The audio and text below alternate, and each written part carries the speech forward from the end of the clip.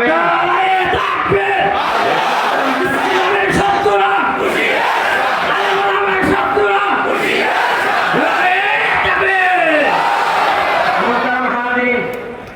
আমি অল্প সময় আলোচনা করব, শুধু আপনাদেরকে এই কথা বলতে চাই, আমরা মুসলমান কিনা বলেন?